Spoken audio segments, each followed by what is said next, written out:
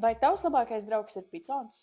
Vai arī sīkola un kafija? Varbūt tu redzi pasauli nevis krāsās, bet datos. Ja tu redzi likumsakarības tur, kur citi redz tikai un vienīgi Excel tabulu, varbūt ir vērts aizdomāties, kā ir būt datu zinātniekam. Mans vārds ir Emīls, es esmu datu zinātnieks BTA apdrošināšanā.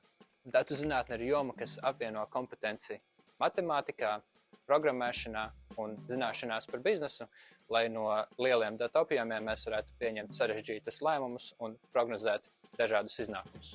Ikdienā kā datu zinātnieks es sastopos ar miljonu rindiņu gariem failiem, kur katra rindiņa ir kā viena pārdota polise. Tad, izmantojot dators, programmēšanu un man zināmo matemātiku, es cenšos aprēķināt, kuras polises ir tās, kuras biežāk rezultējas ar zaudējumu pieteikumu, un tad es cenšos saprast, cik būtu jāmaksā dažādu veidu polisēm, lai tas būtu izdevīgi mums un arī mēs varētu piedāvāt konkurētspējīgu cenu patērētājiem.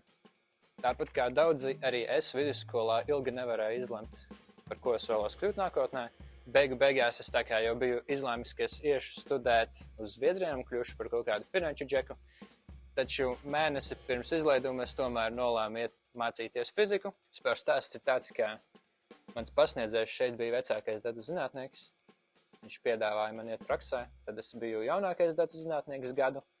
Un tad šovasar, kad es absolvēju, es kļuvu par īstu datu zinātnieku.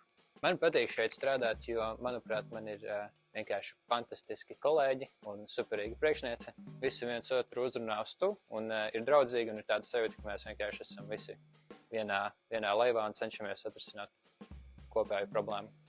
Izvēloties savu nākotnes profesiju, manuprāt, nevajag stipri domāt par to, cik tu beigās nopelnīsi, bet ir drīzāk jāfokusējas uz to, kas tev patiešām patīk. Manuprāt, studiju pieredze galu galā ir vienkārši priekš tevis paša kā cilvēka, un tad par konkrētu profesiju un amatu tu varēsi nolemt vēlāk.